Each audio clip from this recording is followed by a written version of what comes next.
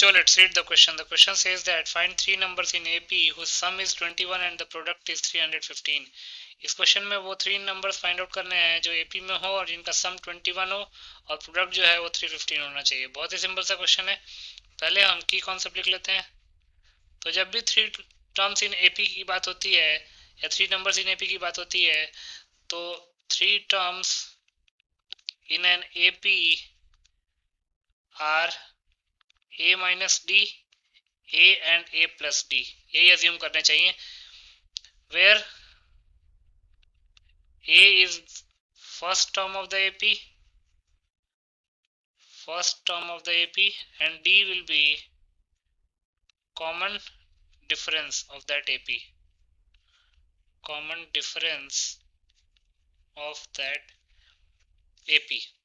तो जब भी तीन टर्म्स जो कि AP में लेने हैं उनको क्या क्या लेते हैं हम, A minus D, A and A plus D।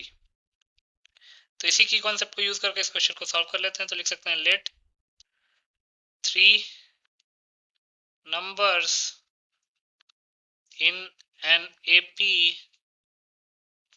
are A minus D, A and A plus D, where A is first term of the AP and D is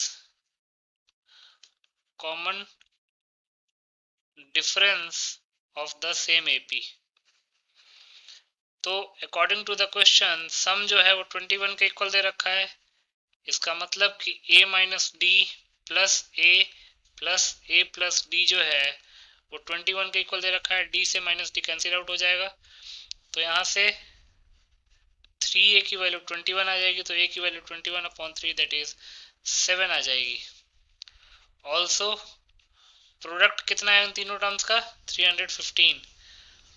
product is 315, तो प्रोडक्ट क्या हो जाएगा, A minus D into A plus D is equal to 315। तो ये हो जाएगा A square minus D square into A is equal to 315। A की value 7 put कर देते हैं, तो ये जाएगा 49 minus D square into 7 is equal to 315।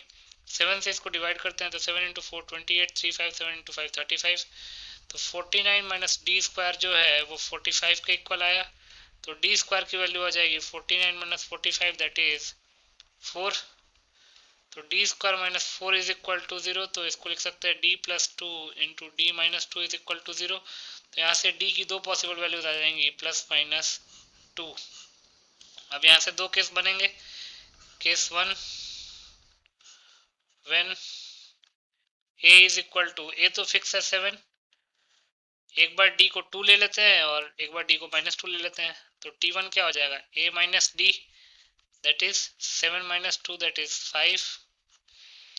t2 is a, तो वो 7 हो जाएगा, और t3 हो जाएगा a plus D that is 7 plus 2 that is 9। तो यहाँ से जो थ्री टर्म्स है वो कौन कौन से आ गए, 5 7 एंड 9, ये एपी में है। केस 2 की बात कर लेते हैं।